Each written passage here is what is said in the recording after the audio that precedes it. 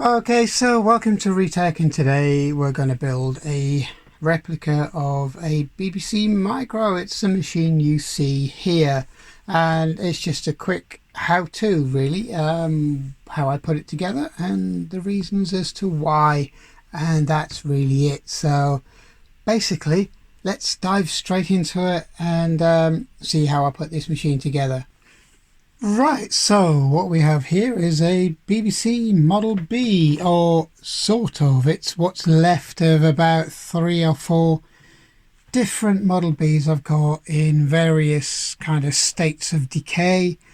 And the biggest thing is because they were all bought as non-working, broken and so on, because I can keyboards, circuit boards, ICs which you can't get anymore, all of this kind of stuff always comes in handy in keeping your retro machines running. And at the end of the day, these were beyond repair. When I tested them, they had loads of faults, including power supplies that had blown up and killed the memory on the board. So all of these machines have been used to repair and refurbish my immaculate BBC Model Bs. Now this one has a decent case. It's a little faded in places, but it's not bad.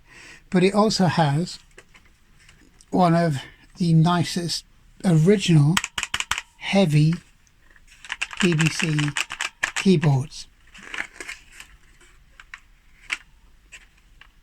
And it's really good quality. And it's probably a third heavier than the keyboard that was used in the later models, because it's got a full steel backplate on it, very heavy PCB, plastic workaround where you could put your EEPROM program or whatever you wanted to put in that slot there, and some really nice key switches. So it's a nice keyboard. So I'm hoping this one's fine, this one works. Otherwise I'll have to revert back to one of the later keyboards.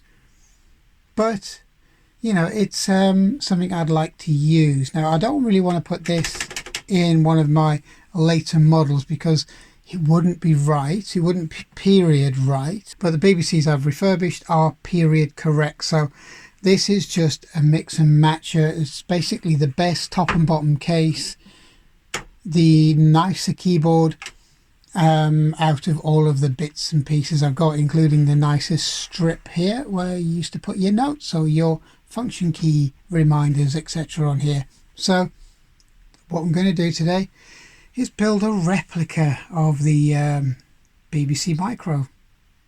So the first thing we've got to do really is to remove this keyboard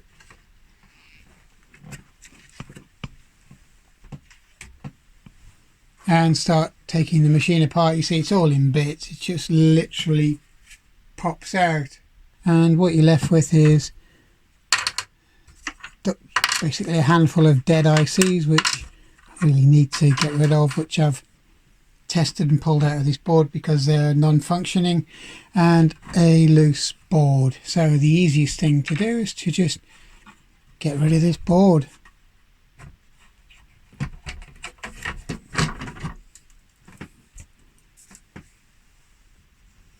Okay, and we're left with an open case, which I will clean out in a second and make sure that everything's the way it should be. So what we've got is 2 halves of a case and a good keyboard, and that's it up till now. But I have a USB cable, which is a good start, and in this little package, which I'm going to open now, I have some nice standoffs to mount the little PCB to, so it's going to give you an idea of what it is if you've seen some of my videos. And it's from a company called Time Mouse Software, up near one of my old haunts in England, so I know the area it comes from quite well. And this is it. And what this is a little USB keyboard converter for a BBC Micro. And it's also got the little speaker connection on here, which is quite nice. As I say, it's just a USB keyboard adapter. Now I could build this case into just a keyboard to use with my PC, which would be quite funky, because really in reality I could make all the boards removable inside here, put a PC board in there and use it as a desktop PC, which it would be quite nice to do. But first part of this is to turn it into a BBC Micro, and to do that, really simple, I'm going to use a little Raspberry Pi. Now those of you who've seen me build the ZX Spectrum model in the past, which is here, will have noticed I actually used a full-size Pi. But the BBC is very different in that respect, because the emulator doesn't require a lot of resources. The Spectrum one run better on a 3B or a 3B plus, and so did the Atari ST, and so did the Amiga version. But I'm going to experiment with this, because I believe that the little Pi here should be able to have enough oomph to emulate a BBC Micro. That's the plan. So this really are your major bits and pieces. So first order of the day is to clean it out and get all the rest of the bits and bobs that I'm going to need. So this is all the bits and pieces that we actually need. We got the Pi here, we have the USB keyboard adapter, HDMI lead, USB, and the next thing we need is to fit it all in here and get an SD card. So that's the plan. It's just where we're going to fit it. I've got a good idea, because what I want to do is make this multifunctional. So I want it to act as a BBC Micro, but I also want it to be able to act as a PC a little bit further down the line. So I'm going to need the space inside the case to do it, and this is what I'm going to do. So we'll start off with a BBC Micro build, and then a little bit further down the line we'll do the PC adaptation to it. Right, okay, so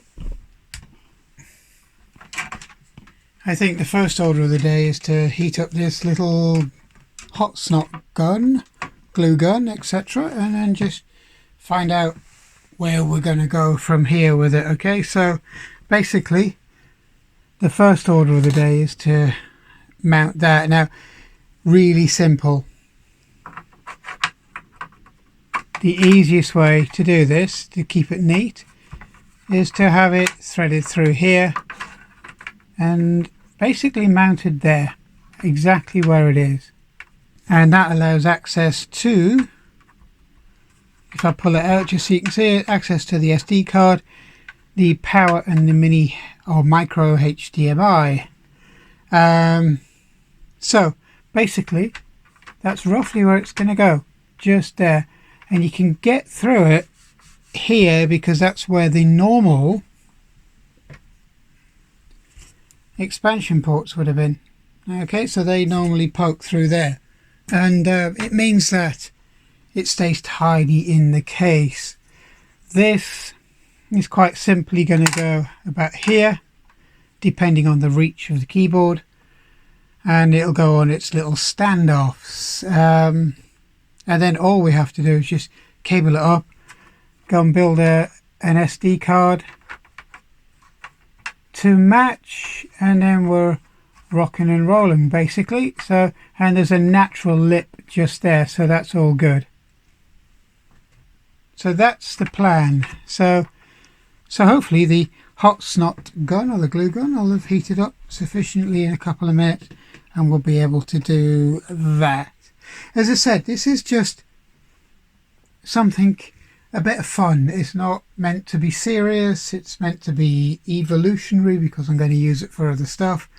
And it's also got to be reversible. I know it's my spare case and my spare bits and pieces and keyboard, but if I could reverse it, if I decide one day to sit down for a day and repair one or two of the motherboards and put it back in here, then I will do that, because recapping a power supply isn't a massive headache and it's nice to just get things going. But I've got other things that I need to get done, like there's 2 Dragon 32s I need to do some work on. I've actually just repaired one for my previous Dragon video, because again, in its box, or before it went in its box, it was fine, but afterwards, after it had been there for a day or two, or a year rather, the power supply gave up its ghost for no other reason than it thought it was fun to do so. So I'm just gonna hot glue this just here. And this hot glue isn't really strong or powerful, it's just Bogo hot glue that you get in a hobbyist shop, so be very easy to peel off in the future. That's why I'm not putting a lot on there. And that's the whole intent of this, it's just for a bit of fun. So next bit is we need to get the keyboard up here and then basically find out where we're going to position this. So we have the keyboard, which I can position inside of the case. Now there's a couple of marker points and cutouts where this keyboard goes exactly. The problem is these are very brittle. These original connectors are very, very brittle. So it's roughly in that position there. And we have to be very careful with them because they're not the best anymore. They're, 40 years old. How many cars are still on the road when they get to 40 years old, and how many of them actually get used at all or very often? Probably not many of them, to be honest. So the next thing is to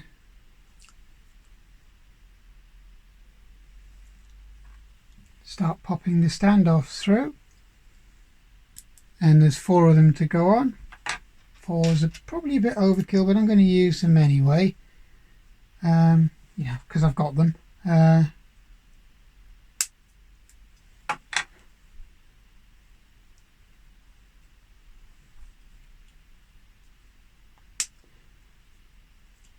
It keeps everything slightly neater as well, and it reduces the hot glue, which is good. So before I pop this into place, just going to put the keyboard back up against it, and then we're just going to go from there. So really, in reality, I want the little header here.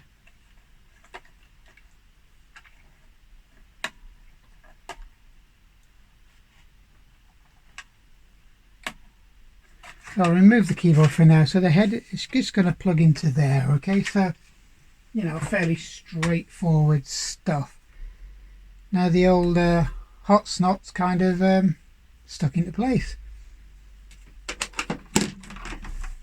Next is just the USB cable. And the reason why I'm bringing it out this way is because later, if I want to use it as a keyboard for a PC, you get massive amounts of cable with this. It always does. He's always very good at supplying very long USB cables. I can run a little mini hub and split this cable into 2 uses then. So we're going to have a lot left over. So what I'm going to do is I'm going to pop this through the bottom of the case and into this little USB port here. I can get it the right way around. Okay, and then we're left with like a huge amount of cable. So what I'm really going to do is loop it, now it's through, just thread it back through.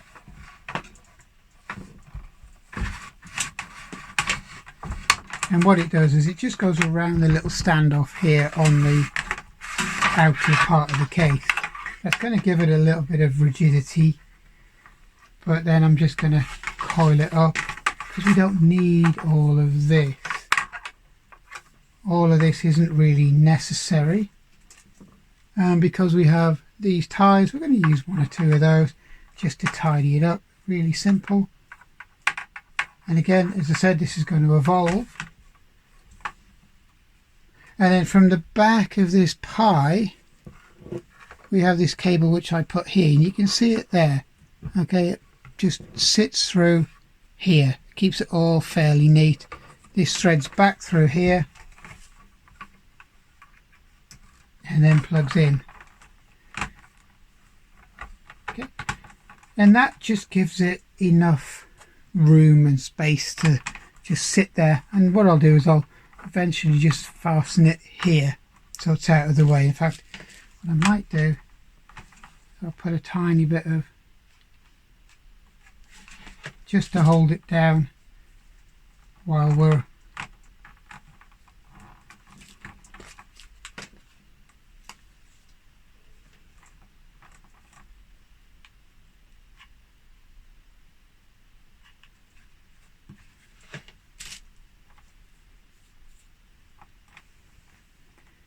and this is all going to be totally and utterly reversible.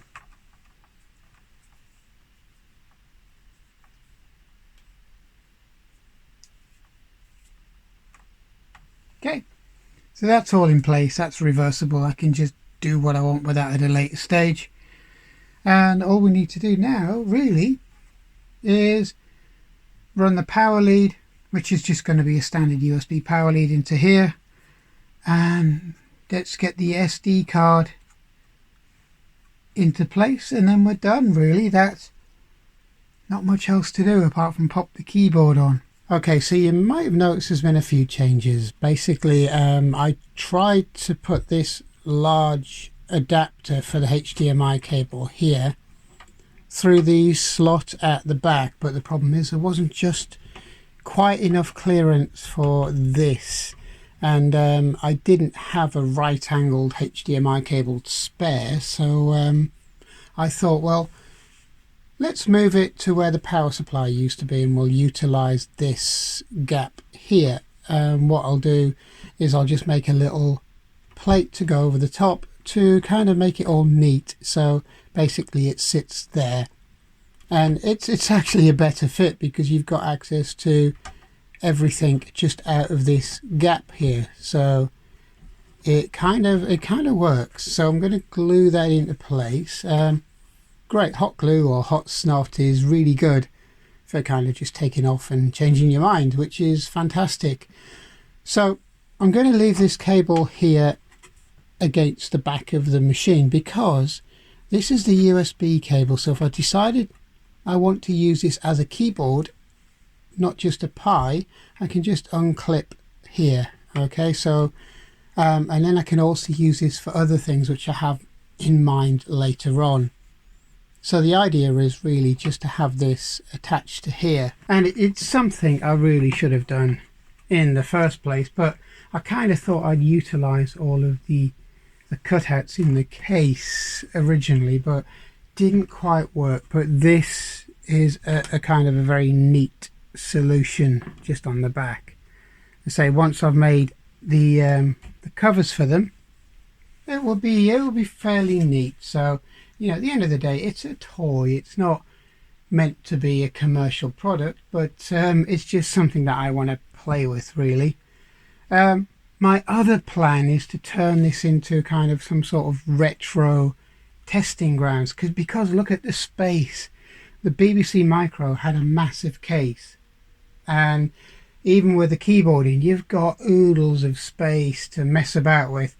And what I want to do is to use this machine to emulate others. I know it sounds a little bit funny when I've got other emulated machines, but if I had one machine which looked retro, which kind of looked the part from the era, and I had different emulators in here, rather than keep unplugging SD cards and all this kind of thing out of a Pi, have individual ones. So we could have the internals of a Pi 4 here running maybe a Commodore 64 emulator and so on, or the internals of a Pi 400, because at the end of the day all of the ports are there, and I think they will marry up quite well with these, and they don't need the micro to normal HDMI converter, which will actually save a little space on here. Really this is just going to be a bit of a mix and match machine, but it's also going to be a bit fun. The original intention is just to make it a BBC micro, so I can run BBC software on it, play around with things, do a little bit of programming in BASIC if I want to, or a little bit of 6502 assembly work, and then once it's all complete, then run it on a genuine machine. But it kind of has to look and feel like one, just to give a little bit of feel of you're using a real piece of hardware while you're doing things. That's the plan. So let's get this glued into place. So again, copious amounts of hot glue.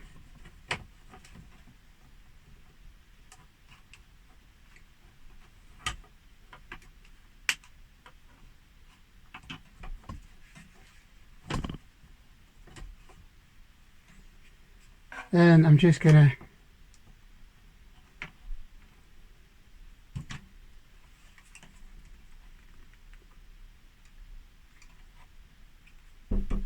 hold it into place.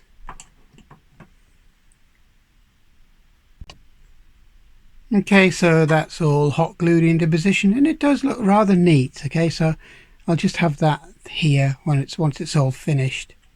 So it's just a case of getting the power, which I'm going to use a Pi power brick, which is fine. Otherwise I would have mounted the power supply in here and ran the cable out through here or here, but I don't need to because that's got a plug on the end, so we just need to plug it in. So let's see if it fires up.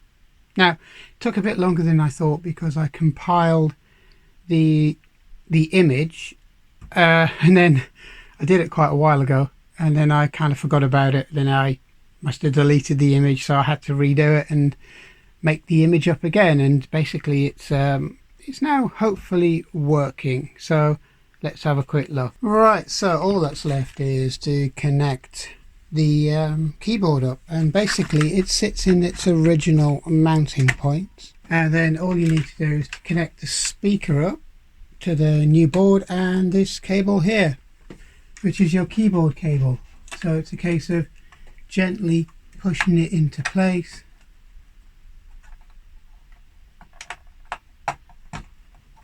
and making sure it all fits. You may have to move the keyboard back to get access to the two prongs that make up the speaker cable, and then just pop the keyboard back. Now, as you can see, there's plenty of space inside the case to do whatever you want to do, and what I'm going to do is just get it all fired up, test it out, and then later on clean it through. Okay, so that's the BBC Micro back together, and we're just going to power it on. And there we go. Okay, so here's Firetrack running on the BBC, hopefully.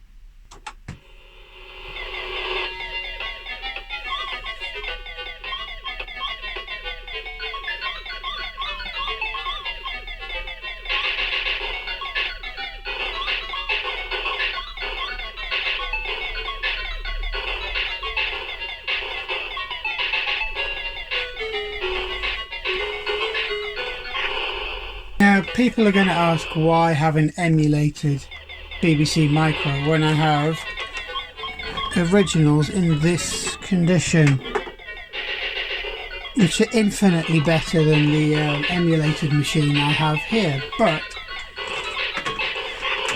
I just needed something to kick around with because I've only got two really mint BBC Micros, and I want to keep them that way. I use them occasionally. I use them, just to do a little bit of basic on or whatever, or to try some software out. But you know, if there's a kick around machine, it's kind of better to have something that's, you know, you're not scared of kind of using it all the time in case it goes wrong. And with a Raspberry Pi inside, well, this is an ideal opportunity. So yeah, that's really the biggest reason. I mean, at the end of the day, it's just a bit of fun, and I can use this as a keyboard on my PC if I really wanted to as well. So yeah, that's just a quick kind of how to build a replica BBC Micro. There are other ways of doing it. You don't have to use a case. I mean, you can just run an emulator on a PC, but you know, it's just a bit of fun. Okay, so thanks for watching, and I hope you enjoyed this. Please subscribe, and I hope to see you soon. Thank you.